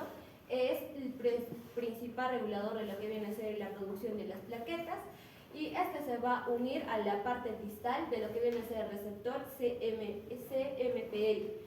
De esta trombopoyetina dice que en 1994 se dio o se hizo dos fármacos, algo así, que viene a ser el desarrollo de 2 megacariocitos humanos, que viene a ser la recombinación humana de la trombopoyetina, y la otra que es el factor de crecimiento y desarrollo de la trombopoyetina humana. Que estas dos fueron no tan eficaces, más que todo esta larga de acá. ¿Por qué? Porque dice que al momento de administrarla, en un tiempo, las personas que recibían este fármaco empezaban a hacer nuevamente trombocitopenia. Entonces no era favorable y había muchas reacciones adversas. Por lo tanto, de estas dos empiezan a sacar otras moléculas más pequeñas que se les nombra las TRA. De estas TRA van a venir lo que viene a ser el romiflostin y el trombopac. El romiflostin va a estar formada por lo que viene a ser una cadena pesada de lo que viene a ser el injerto de la inmunoglobulina G, y es un injerto que va a tener 4 péptidos agonistas que van a ser pequeños. Esta se va a dar por vía subcutánea, va a darse una dosis principal de 1, se recomienda de 1 microgramo por kilogramo, pero inicialmente a la mayoría de los pacientes se les da de 4 a 5. Como dije, se recomienda empezar con 1 miligramo por kilogramo, y esta se va a dar semanalmente. En esto vamos a ver que el aumento plaquetario recién lo vamos a ver al 5.º día, y el pico de este aumento lo vamos a ver en la 2ª semana. Algo importante a recalcar es que se tiene que dar esta administración continua semanalmente y no se tiene que obviar ninguna dosis, porque si se obvia una dosis va a caer de golpe el recuento plaquetario y puede llegar a la forma basal, o también puede estar infra de este nivel basal. La suspensión se va a dar cuando va a llegar el recuento plaquetario a mayor o encima de los 400. Y el otro que viene a ser es el trombopac. El trombopac, a distinto del romiflostin, es que es una pequeña molécula, pero no peptídica. Esta se va a dar por vía oral, a comparación de que el romiflostin se daba por vía subcutánea. Esta se va a unir ya no a la forma distal de la CMPL, sino se va a unir en la región transversa del receptor de la TPO, de la trombopoyetina. La dosis inicial se va a dar de 50 miligramos por día, y en personas hepatópatas, o sea, que tienen una insuficiencia hepática, se les va a dar 25 miligramos. El tratamiento de estas no debe cesar porque es igual que esta. Si cesa o se obvia una dosis, también va a recaer el recuento plaquetario. La suspensión también se va a dar igual que esta, que va a ser mayor a 400. Las indicaciones para estas van a ser el tratamiento de la púrpura trombocitopénica idiopática, aumentar el recuento de plaquetas en pacientes con hepatopatías y la anemia aplásica. Más que todo, si quiero elegir, cuando voy a hacer un aumento de recuento de plaquetas y una anemia plástica, estos van a estar más indicados en lo que viene a ser el trombopac. Pero lo que viene a ser la trombocitopenia inmune, quien va a reaccionar más va a ser el romiflostin. Las reacciones adversas que estos van a tener va a ser la trombocitosis, por eso dijimos que se tiene que suspender o bajar la dosis cuando es aumento a 400. Otro es la inducción de fibrosis de médula ósea. Otro son las pruebas hepáticas, de función hepática, que el trombopac lo va a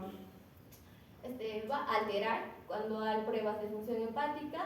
Y el otro es el romiflostin, que va a disminuir el umbral de la agregación plaquetaria. ¿Cuál es la diferencia? Justo saqué un cuadro de lo que viene a ser el de Katsu, que me dice primero la estructura, ¿no? que esto es una molécula pequeña no peptídica.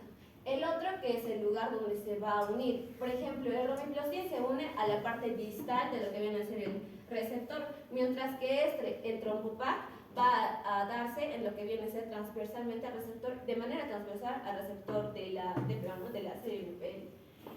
Aparte de eso, este romiplastin va a competir, se podría decir, con la trombopoyetina, mientras que este no va a tener una competición con lo que viene a ser la trombopoyetina. La administración dijimos que era vía subcutánea y el otro es vía oral. Y lo que viene a ser la semivida va a ser en 120 a 148 horas de romiflastin, mientras que el trombopag va a ser de 21 a 32 horas.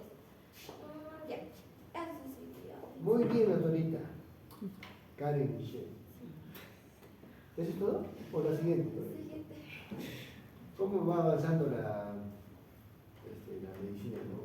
Cuando yo empecé a enseñar farma, el único tratamiento para la trombocitopenia, ¿saben cuál era? Los corticoides. Los corticoides tienen acción trombopoyética, por si acaso. Es la forma más barata y más, ¿cómo les digo?, más fácil de dar, ¿no? Un tratamiento para trombocitopenia. Y de ahí, en el Goodman en 2011, anunciaron con bombos y platillos que habían descubierto los receptores de trombopoyetina, ¿no? Para el 2015 ya habían sintetizado la trombopoyetina, la famosa EPO, ¿no? EPO. La trombocitopenia. Y después anunciaron con bombos y platillos que ya podíamos administrarlo, ¿no? Tanto por vía subcutánea, ¿no? La eritropoyetina. Y hoy, miren cómo es, ya no solamente han sintetizado la eritropoyetina, no solamente ya han descubierto los receptores, sino ya están dando agonistas de receptores de trombopoyetina, ¿no? Agonistas. Entonces, es increíble, ¿no? Ahora, obviamente que esto, ¿ustedes hasta dónde llegarán? Hasta administrar probablemente trombopoyetina, ¿no? Yo nunca he visto todavía trombopoyetina, nunca he visto. No les voy a mentir. Pero aquellos que son hematólogos y todo eso, yo sé que ya deben estar hablando pues del romiplastin y el trombopag, ¿no? Ya deben estar hablando de eso. Porque el PTI, chicos, es una enfermedad que mata, ¿no? Mata. La gente está con 1000 plaquetas rezando que no sangre, ¿no? Y si sangran, se mueren. Entonces, la administración de estos medicamentos es muy buena, ¿no? Muy buena. Entonces, no se olviden ya. Factores de crecimiento son el tratamiento más barato, ¿cuál sería? Y disponible. ¿Cuál es? Corticoides. Dexametasona. Damos una dosis cada 10, 20 miligramos cada 8 horas. Porque no hay eritropoyetina. No tenemos. Muy bien.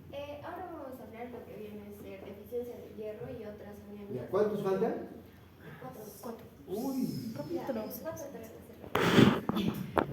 vamos a empezar con la disponibilidad del hierro, ¿no? Acá vamos a hablar sobre la administración, la absorción que diga, el transporte y también Cosas puntuales de la ciencia, porque ¿sabes qué cosa? Está en el Goodman, se nota que han sacado el Goodman, ¿cierto? No, en cambio los otros bajan de la web, ¿no es cierto? Entonces, ya, mira, no vas a leer estas cosas, ya no me vengas con cuentos. Lo más puntual, ¿qué cosa sería lo más puntual? Lo puntual, bueno, el hierro lo que le encontramos en el ambiente es inorgánico y es probablemente es altamente tóxico para nuestro cuerpo.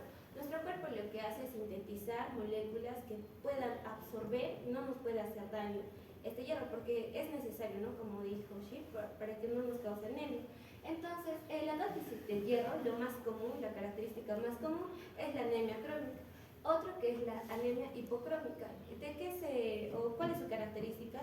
Es que cuando hay ausencia de este hierro, que es el núcleo de la anemia del grupo M, va a darme eritrocitos o eritroides que van a ser pequeños y que no van a tener mucha cantidad de hemoglobina. Y sabemos que la hemoglobina es muy necesaria para la captación de oxígeno y para eso, para la circulación y también la nutrición de todos nuestros órganos, ¿verdad? Ya, entonces, casi todo el hierro que va a estar totalmente en nuestro cuerpo, va a ser utilizado primeramente para una cosa, que va a ser la hematopoiesis. Y de esta, el catabolismo de la hemoglobina, que se va a dar de los eritrocitos viejos o dañados. ¿Sí? Dijimos que se encontraba en diferentes proteínas como la hemoglobina, la mioglobina y enzimas M, que son dependientes M. La hemoglobina y la mioglobina son muy importantes porque son transportadores de oxígeno que nos van a ayudar. Y tenemos también otras enzimas M que son muy importantes, como son la epsidina, la ferritina, la coferritina, la transferrina, la DMT1, que va a ayudar también a lo que es la absorción, y otros. ¿En dónde lo vamos a encontrar más que todo? El hierro. Vamos a encontrarlos en carnes. O sea, lo que siempre es recomendable para todas las personas, más que todo para los pequeños que sufren de anemia, es carne. ¿Por qué? ¿Por qué no darle, en vez de carne, pues vegetales verdes? Porque también hay. Porque primero, porque en las carnes tenemos a lo que viene a ser el hierro, que va a ser de forma ya sintetizada. O sea, vamos a obtenerlo ya. No va todavía a sufrir un proceso, mientras que el hierro inorgánico en su forma férrica lo vamos a encontrar en lo que vienen a ser los vegetales y algunos granos. Y ¿sabes por qué, doctorita? Porque en la carne está listo para absorberse y es parte de la mioglobina. Mioglobina y hemoglobina, sí. Ya. Y en los vegetales No, el su hierro forma es férrica. inorgánico. Entonces, tiene que pasar un proceso para volverse orgánico. ¿Cuál es? El proceso de absorción, que todavía va a tener que volverse a forma ferrosa. Ya, eso. Tiene que oxidarse. Tiene que oxidarse. ¿Y para eso qué cosa necesita? Pues Ácido. ácidos Medio y ácido. agentes quelantes. No, quelante es otra cosa. Sí, Vitamina C. sí, también. Quelante, ¿qué es? Que más bien liga el hierro y no lo deja salir nunca. Lo que necesita es un medio ácido para transformarse de hierro a hierro férrico. ¿Estamos? Sulfato ferroso a hierro férrico. ¿Estamos? Es por eso, pues. Los que no comen carne se están perdiendo algo grande. ¿Hasta qué edad se les recomienda comer carne? Más o menos hasta los 30 años. A partir de los 30 años ya la carne es un veneno, ¿no? Ya tienes que comer pescado, carne de pollo, pero hasta los 30 años puedes devorar toda la carne que quieres. Tienes una vaca entera. Bueno, acá vemos, ¿no?, lo que son los alimentos, carne, más que todo en los órganos, en el hígado y en el corazón. Tenemos la levadura de cerveza, germen de trigo, yema de huevo, ostras y cereales, que en acá está un poco más aumentado o tiene más cantidad de hierro. Mientras que en la leche y productos lácteos y vegetales verdes tenemos hierro, pero en baja cantidad.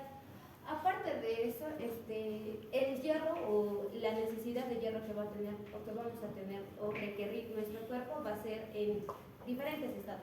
Ahorita nosotros no tanto lo requerimos, pero lo que los requiere son más que todo lo que viene a ser niños, porque están en un crecimiento, otro que viene a ser las mujeres embarazadas y otro que viene a ser las mujeres fértiles, porque en cada menstruación ellas van botando, se podría decir, una cantidad 50 miligramos de hierro. 50 miligramos de hierro cada por mes. kilogramos. Ajá, por cada, Necesitan por cada comer periodo. 50 miligramos de hierro cada mes. Ya- Y eso se logra con 100 gramos de carne por día.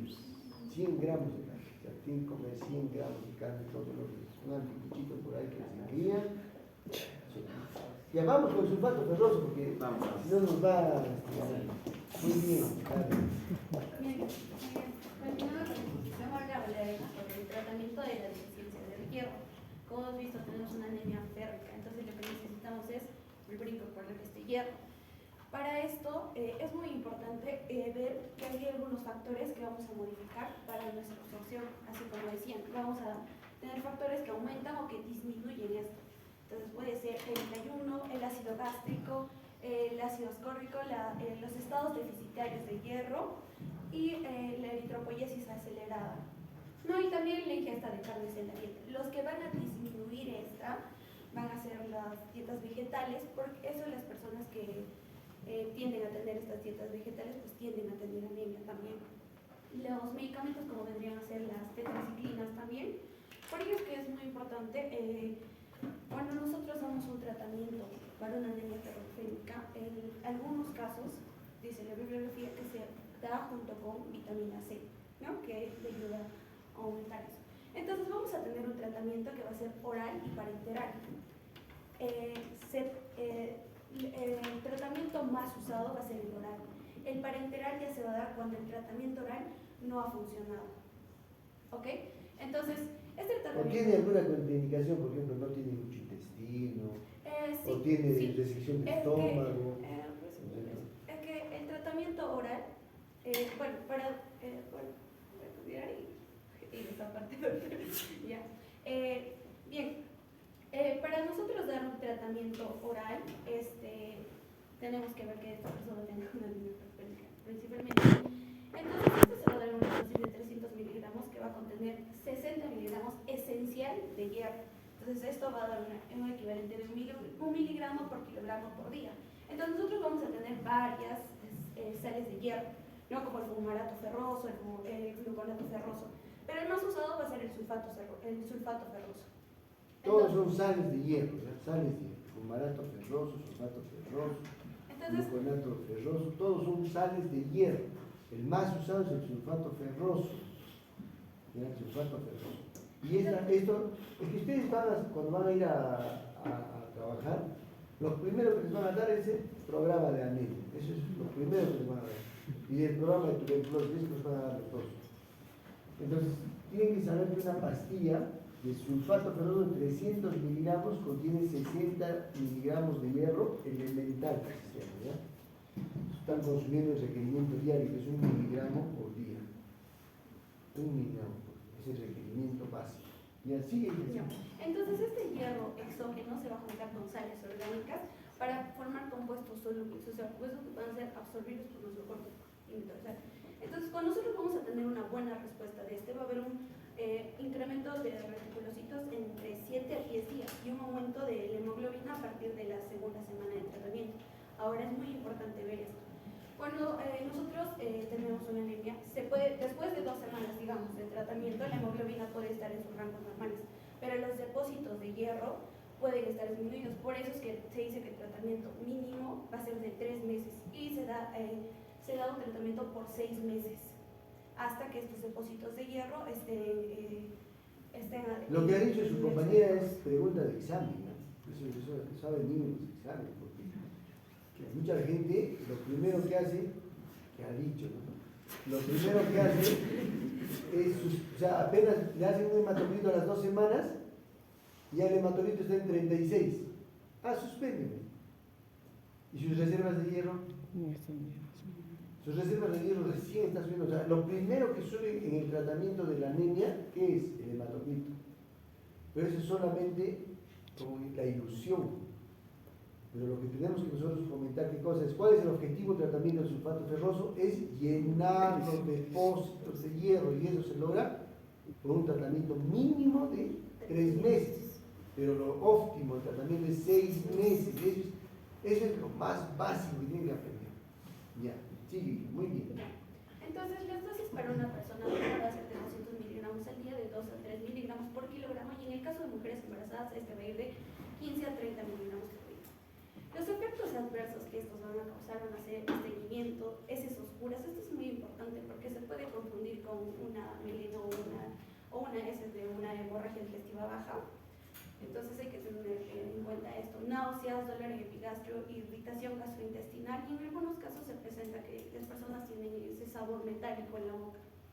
Entonces es bueno iniciar con una terapia en dosis pequeñas y luego ir aumentando las dosis hasta llegar a una óptima o a la deseada, ¿no? Esto va a estar contraindicado en hemosiderosis, hemocromatosis y también en pacientes que tienen úlceras gástricas o pacientes que tienen cáncer gástrico. ¿Por qué? Porque el hierro donde se absorbe, a nivel del intestino, en el duodeno. Entonces, pacientes que tienen una resección intestinal también, o sea, no van a absorber. El sulfato ferroso es un, ¿verdad? Y encima, ¿con qué se le da el sulfato ferroso? ¿Con qué se recomienda darlo? Con vitamina C. ¿Y con qué le dan entonces? Con jugo de naranja, le dan con limón. Toma una gastritis, olvídense. Por eso hay que tener mucho cuidado en dar eso, ¿no? Porque los pacientes, por ejemplo, de insuficiencia renal comen, están ahí ayunando, no les importa, duermen todo el día. encima dile toma vitamina C y encima dale sulfato ferroso más. Van a rodar el tratamiento y simplemente no hacer. Pues acá el efecto colateral más frecuente es el ardor epigástrico, ¿ya? El ardor epigástrico, la dispepsia, ¿no? La esofagitis que tiene. Luego, estreñimiento y que encima todavía como dices negras, ¿no? Pues no hay cómo diferenciar si ha sangrado o no ha sangrado el paciente. Entonces hay que tener mucho cuidado. En el Ministerio de Salud también el sulfato ferroso rico, pues no, con su saborcito, bueno, les gustan los chiquitos, ¿no? Los chiquitos es más difícil que tengan gastritis, ¿no? Los problemas somos nosotros, los adultos, ¿no? Ellos. Ya, siguiente, ¿no? Solo para mencionar, porque luego también vamos a hablar de esto, puede haber intoxicaciones con hierro, ¿no? Entonces los signos y síntomas se van a dar en los 30 minutos. Los principales son palidez, somnolencia y cianosis y hiperventilación. Entonces, esta se va a tratar con quelantes de hierro, como vendría a ser la de ferroxaminas, quelante de hierro y también de aluminio. Eso ya lo vamos a hablar después. Sí, solo para mencionar. Quelante de hierro y aluminio. La deferoxamina. Entonces, ahora hablaremos sobre lo que vendría a ser la terapia de hierro parenteral. Esta solo se da cuando la terapia oral con hierro no ha Está funcionado. contraindicada, no ha funcionado. Entonces, entre estos vamos a tener el hierro dextrano, al ferromoxitol, al gluconato férrico de sódico, al carboximatosa férrica y la sacarosa de hierro. Estos principalmente están contraindicados, o sea, se dan después de que la terapia oral no haya funcionado. ¿Por qué? Porque estos causan hipersensibilidad y anafilaxia. Entonces, es muy importante tener eso. El efecto colateral más frecuente del hierro parenteral es anafilaxia. El hierro dextrano va a ser una solución coloidal de oxihidróxido férrico de bajo peso molecular. Este hierro dextrano va a tener uno de alto peso molecular y uno de bajo peso molecular. El de alto peso molecular se dice que causa más hipersensibilidad. ¿Okay? Entonces, en caso de que haya esta presencia de hipersensibilidad, lo que debemos hacer es abandonar totalmente la terapia. En caso de pacientes con artritis reumatoide, va a haber la hipersensibilidad retardada, o sea que esta se va a presentar después de 2 a 3 días. También vamos a tener hipotensiones. Para ahorrarte, mira el trabajo, porque Sí. realmente ya estás frito ya. En el tiempo, digo. Ah, Miren, lo que se ve acá, los preparados de hierro parenteral, es cuánto de hierro te va a aportar. ¿Cuánto de hierro te va a aportar? Generalmente esto se va a poner en depósito. Y otro efecto colateral que es muy frecuente de todos estos es que te deja negro, por ejemplo, el lugar donde te inyectan. Negro se pone. Y eso a veces anatómicamente no les gusta para las chicas, ¿no? Entonces, ¿cuánto de hierro? Por ejemplo, el hierro dextrano, que es el que más produce anafilaxia, les va a dar, por ejemplo, 100 miligramos, ¿no? 100 miligramos. El ferromoxitol, 500 miligramos. El gluconato férrico de sodio, ya miren, a 62 a 125, poquito, ¿no? La sacarosa de hierro, hasta 200 miligramos. Pero miren la carboximaltosa de hierro. ¿Cuánto da? 1 gramo. 1 gramo así de frente, que es prácticamente el hierro que tenemos en el organismo. ¿Cuánto tenemos de hierro en el organismo? 3 a 5 gramos de hierro. De este compadre, carboximaltosa férrica te da de frente una vaca entera, 1000 miligramos de hierro. Claro, 1000 miligramos de hierro. Ahí se va a ver la potencia de ellos. ¿Ya? Entonces, los preparados, apréndanselo, la administración es por vía intravenosa y también por vía intramuscular, ¿no? Dependiendo de la aplicación. El efecto colateral más frecuente, ¿cuál es? Anafilaxia. Y el lugar de coloración negruzca en lugar de administración. ¿Ya? Claro, da náuseas, vómitos, puede dar hipersensibilidad, puede dar fiebre, malestar general, o sea, no está exento de efectos. ¿Ya? Muy bien, hija, ya. Algo más, a ver, que quieras decir, algo más sobre los hierros. bueno. sea relevante.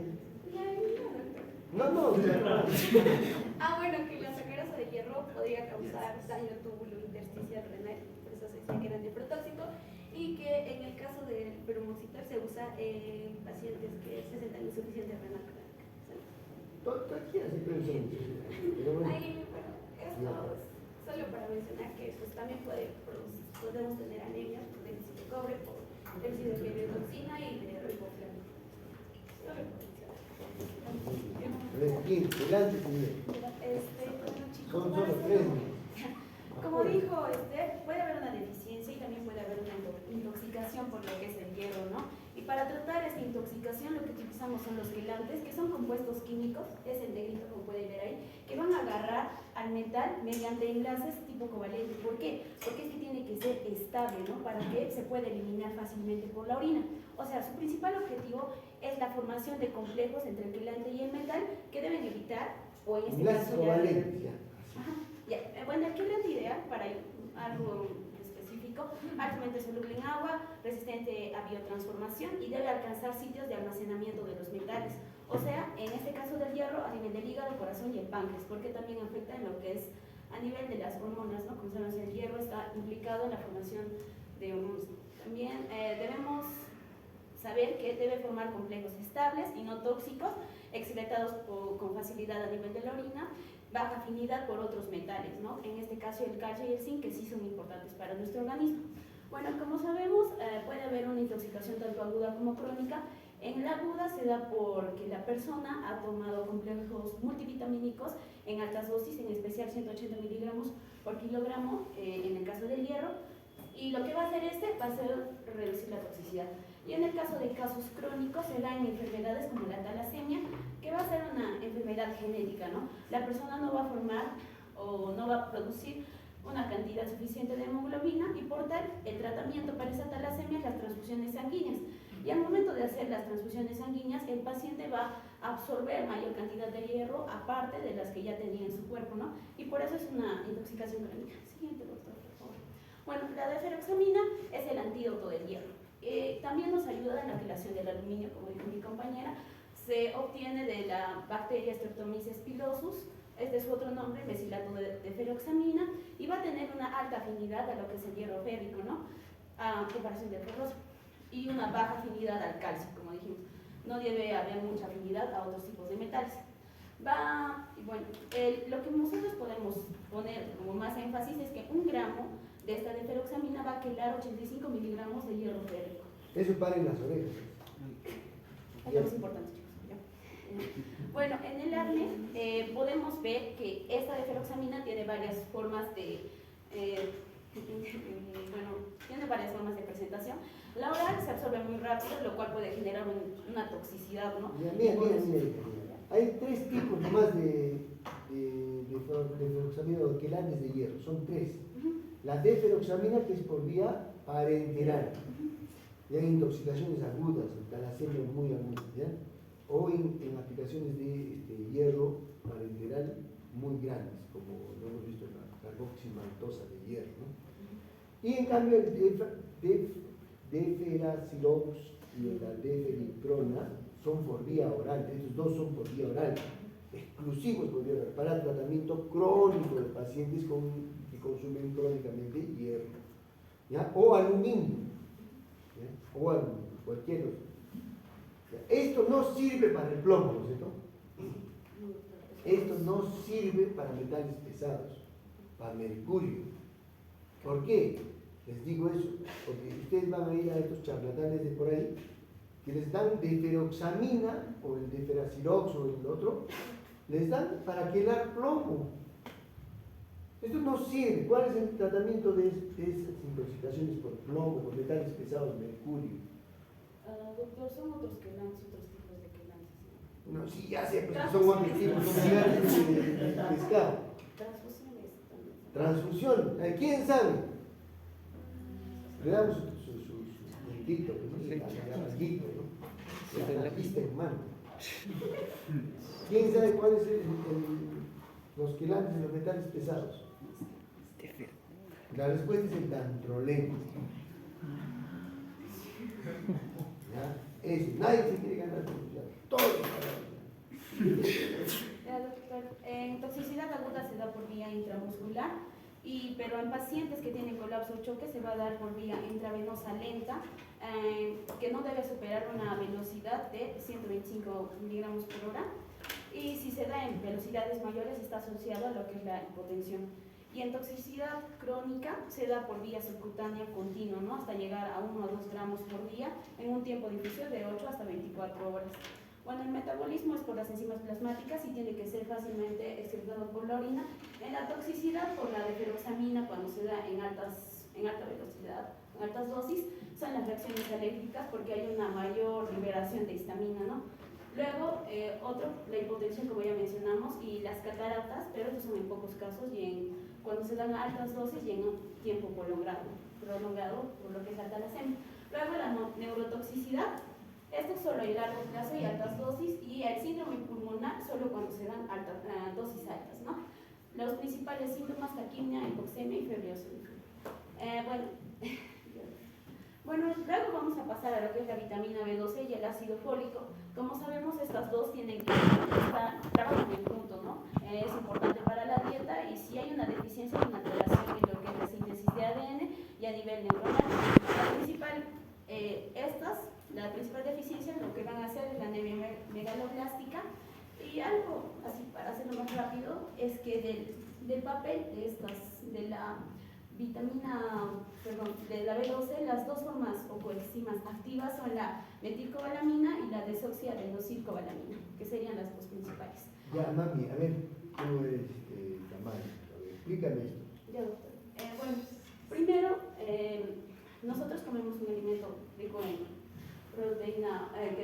vitamina B12 y va a llegar a lo que es se podría decir la vía sanguínea por la transcobalamina 2, va a ser transportada, ¿no? por la sangre. Va a llegar y va a quedarse la B12 y puede esta dividirse transformarse en dos, que son estas dos principales, la metilcobalamina y la desoxiadenosilcobalamina. Esta de aquí y esta de aquí. Van a haber dos vías. La primera vía está implicada en lo que es la formación del ácido fólico y la otra vía no está implicada. Solo más que todo su función es poder formar la succinilcoenzima A. En cambio la otra, que es la metilcobalamina, está relacionada con la que es la metiltetrahidrosfolato, que esta va a donarle un grupo metilo, ¿no?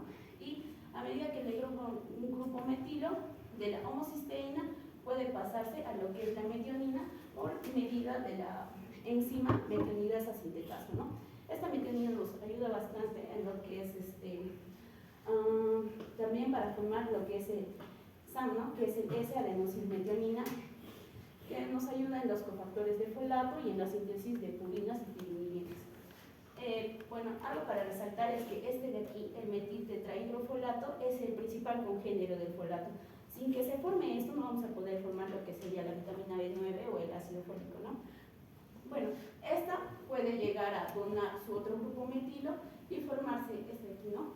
Y incluso podría tener implicancia en lo que es la síntesis de purina, como podemos ver acá. Este de aquí es lo que sería lo más importante para lo que es el ácido fólico. ¿Han entendido?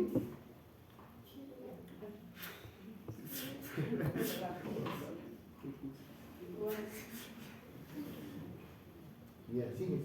Ya, bueno, doctor, la otra vía, que es la desoxiadenosilcobalamina, es una enzima mutasa mitocondrial, ¿no? Que nos va a ayudar a convertir la metilmalonilcoenzima A la succinilcoenzima A a este nivel. Y vamos a ver que se utiliza mucho en lo que es el ácido cítrico, ¿no? ¿Para qué es importante entonces la vitamina B12? Bueno, en síntesis, así, en una sola población.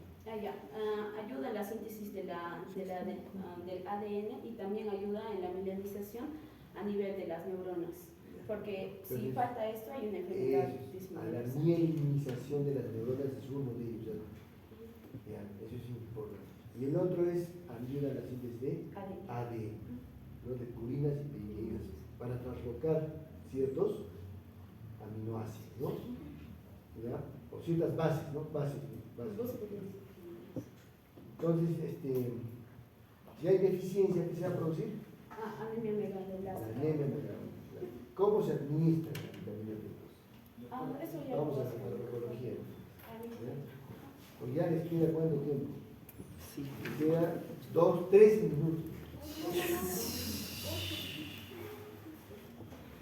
Ya, bueno, para sintetizar lo que es vitamina B12, lo voy a mencionar rápidamente. Solamente tenemos dos formas activas de la vitamina B12, que son metiglobina y 5-desoxirribonucleotilamina. En este caso, la vía que nos va a causar la anemia megaloblástica es la metilcobalamina. ¿Por qué? Cuando no hay vitamina B12, tienen que entender que nosotros tenemos reservas de ácido fólico a nivel hepático.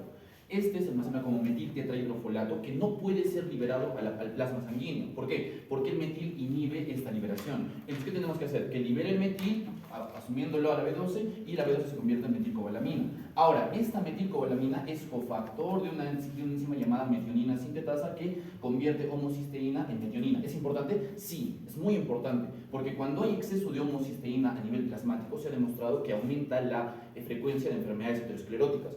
Por ejemplo, tenemos pacientes que no tienen ningún tipo de factor de riesgo para aterosclerosis o tienen aterosclerosis pero no se puede complicar porque, no sé, no tienen dislipidemia, no tienen obesidad, no consumen alcohol, tabaco, pero no se ha visto que tenían bastante homocisteína. ¿Qué se recomienda? Que en caso de esos pacientes tratar este nivel de homocisteína, tiene que ser bajo. Aparte está relacionado con la osteoporosis también, por ejemplo. Entonces, una vez se ha convertido en metilcobalamina, esta metiltetrahidrofolato ya se ha liberado el metil, porque ya se le ha entregado la metilcobalamina, se convierte en tetrahidrofolato que sí se puede liberar al plasma y esta da origen a otras formas activas del ácido fólico, como por ejemplo una llamada metil en tetrahidrofolato, que convierte, como ustedes saben, el uracilo se convierte en timina por medio de una metilación, porque el uracilo no tiene metil en el carbono 5 y ahora la timina sí tiene. ¿Cómo hacemos? Necesitamos un metil. ¿De dónde lo sacamos? Del ácido fólico, o metil en tetrahidrofolato, que convierte uracilo en timina. Y la timina, recordemos que es la base nitrogenada más importante para la formación de ADN. ¿Quieres ADN? Necesitas esta enzima y para eso necesitamos B12. Entonces, conclusión, no hay B12 y no hay B9, anemia megaloblástica. ¿Por qué? Porque no hay síntesis de ADN y eso disminuye la replicación del ADN y eso disminuye la división celular. ¿Dónde nos damos cuenta? En los tejidos que hay más división celular en el cuerpo. ¿Dónde? En la síntesis de factores de glóbulos rojos y factores mieloides. Entonces, si no hay división celular, se retrasa eso y eso ¿qué consecuencia trae? Anemia. ¿Por qué megaloblástica? Porque no hay replicación del ADN y se causa una diferenciación entre el crecimiento del núcleo y el crecimiento celular. Por eso se llama megaloblástica, ¿no? Entonces, importante, entonces, ¿cómo tratamos a un paciente con anemia megaloblástica? Le damos vitamina B12 y vitamina B9. ¿Cuál es el problema? Que la B9 depende de la B12. Entonces, si no hay B12, no hay B9 tampoco. ¿Cuál sería la solución a simple vista? Darle B9, ¿no es cierto? Darle folato, ácido fólico. Y si yo le doy ácido fólico, estoy enmascarando el hecho de que no hay vitamina B12. Y eso trae problemas. ¿Por qué? Porque recordemos que también interviene en la mielinización. Entonces, ¿qué va a causar? Que el paciente tenga problemas hepáticos. Eso se reconoce por parestesias, entumecimientos o inclusive similares de desmielinizantes. Es un problema, sí, porque son irreversibles. Si un paciente que tiene deficiencia de B2 y B9 le doy solamente B9, enmascaro el proceso y lo estoy condenando a una enfermedad sin cura, que es una enfermedad neuropática. Ahora, respecto a la deficiencia de B12, no, por lo general no se recomienda, no se dice la causa, que es deficiencia de la dieta, ¿no? Por lo general no se considera la dieta como la principal causa, sino otras, como por ejemplo, recordemos de qué depende la absorción de B12, del factor intrínseco de Castel y también de del ilio, ¿no? Porque en el ilio se absorbe la vitamina B12. ¿Podría darle asiento, por favor? Muy bien, amigo. Entonces, en el ilion hay reabsorción de vitamina B12. El principal órgano que almacena vitamina B12 en el cuerpo es el hígado. Y el hígado secreta sales biliares y también secreta vitamina B12. Por ende, hay pacientes en los cuales se les hace una resección ileal, ya sea por el motivo que sea, pero no tienen ilion. Por ende, no van a reabsorber B12. ¿Van a consumir B12? Sí, pero lo van a excretar porque no absorben y tampoco reabsorben hepáticamente y por ende van disminuyendo y disminuyendo. O sea, si tienes un paciente que le van a hacer una resección de ilion, ¿qué recomendamos? B12 profiláctico, porque sabes que no va a haber B12 después y buscas responder esa deficiencia, ¿no? Entonces, respecto al acné, no hay mucho que decir, ya sabemos, interviene el factor intrínseco Castel y el ilion, son los dos principales. Y también la transcobalamina 2. En pacientes, o sea, por ejemplo, tengo un paciente que no tiene B12, ¿cómo lo reconozco? Midiendo los niveles de B12 en plasma, pero hay un problema, porque a veces hay mucha B12 en plasma, pero no se puede transportar, y eso se debe a que hay transportadores de B12. ¿Cuáles son? La transcobalamina 1, 2 y 3. ¿Cuál sirve? La 2. La 1 y 3 son secretadas por los granulocitos. Como lo ha dicho el doctor, los neutrófilos son estos granulocitos que actúan en la etapa aguda de la infección. Tengo un paciente que tiene una infección, obviamente va a haber secreción de neutrófilos y esos neutrófilos que van a producir transcobalamina 1 y 3. Esas no sirven y agarran la vitamina B12 que debería estar en el transcobalamina 2. Por ende, hay mucha B12, pero no sirve porque no se puede liberar de la 1 y la 3. Necesito transcobalamina 2. Hay enfermedades también, por ejemplo, en las cuales no hay transcobalamina 2. ¿Qué hago? Le doy mucha B12 porque hay un tipo de absorción que no depende de transcobalamina 2. ¿Listo? Y bueno, respecto a la terapia, nada más que decir. Si tienes un paciente que es una enfermedad aguda, tiene una deficiencia de B12 aguda, una anemia aguda, ¿qué tienes que hacer? Darle B12, darle B9, pero además recordar que esto no va a ser inmediato, no va a reponer los niveles de glóbulos rojos de forma inmediata, va a demorar. Por ende, también le tenemos que hacer transfusión sanguínea, ¿no? Si es agudo, transfusión sanguínea y vitamina B9 y vitamina B12. Si es crónico, le doy vitamina B9 y vitamina B12, sobre todo vitamina B2, intramuscular y vía oral. Pero ahora último también se ha descubierto que se ha estado estudios de B12 inhalatorio en los pacientes que no tienen daño neuropático.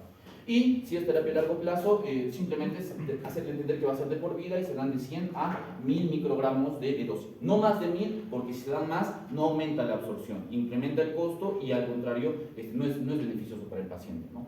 Y lo último sería el tratamiento profiláctico que les he mencionado. Si sabes que no va a tener B12, como por ejemplo cirróticos, por ejemplo, no sé, enfermedades alcohólicos, o por ejemplo, también podría ser la resección ileal, le das B12 profilácticamente porque sabes que después no va a haber B12.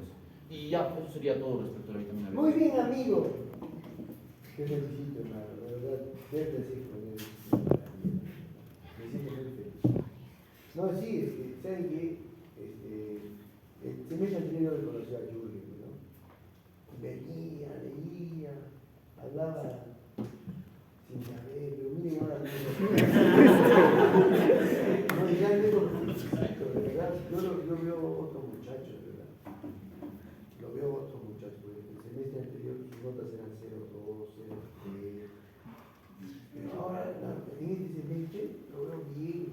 Ha aprobado el segundo examen con buena nota. Debe ser también, ha puesto bien. Qué lindo, hermano, que estés agarrando pasión por esta cosa. Sí, me acuerdo. Muy bien. Ya, ¿qué más? No, ya voy a hacer. No, también tiene que ser un. Oye, este grupo bueno, ¿no? Pero friegues, ¿ah? Está bonito este grupo, de verdad, buenos muchachos, ¿no? Se han preparado. Sí. Ya, vamos. Bien, para recalcar, ¿no? Ya sabemos que tanto B9 como B12 actúan como cofactores en la síntesis de aminoácidos, síntesis de ADN. ¿Qué tipo de tejidos, otra vez vamos a recalcar? Necesitan B9 y B12, tejidos epiteliales, la médula ósea roja y tejido fetal. Esto es importante, se recalca mucho el ácido fólico, tanto en embarazadas. La forma de obtener el ácido fólico son en vegetales verdes, hígado, levaduras, frutas. Las dosis recomendadas en estos pacientes que necesitan dosis extra de ácido fólico son de mayor de 0.5 miligramos al día en quienes embarazadas un mes antes de que conciban, madres lactantes, posterior al parto, anemia megaloblástica, prevención del defecto tubo neural. Tubo neural porque el feto necesita desarrollo neurológico, ¿no? Siguiente. Para terminar el ADME, ya no lo voy a mencionar tanto. ¿Qué necesitan esa terapia? Como ya mencionó bien, necesitamos estar bien seguros de que el paciente necesita, o si no, solo ácido fólico o B12, o ambas. ¿Cómo te das cuenta? La homocisteína sérica es el indicador de deficiencia de B9 cuando se eleva. La homocisteína está estrechamente relacionada. Esa relación inversamente proporcional es importante tener en cuenta en tanto en los laboratorios. En cuanto para ver si hay B12 disminuido, el ácido metilmalónico se dispara. Entonces la reposición es de ambas o de una sola. Como bien dijo otra vez, lo mencionaba en parte del libro también, que la B9 enmascara bien la anemia megaloblástica, los efectos, ¿no? Pero no reemplaza la B12 porque bien dijo, no reemplaza el desarrollo neuronal de este paciente. El libro también menciona que si tratas a un paciente con anemia megaloblástica con B9, estás haciendo un maltrato porque va a tener desarrollos neurológicos, daños irreversibles. Muy bien, amigo. Amigo Fer. No, yo sé que es un muchacho, pero ¿qué se llama? Miren, así la cosa es tan fácil, ¿no? ¿Quién de ustedes ha visto alguna vez diagnosticar ¿qué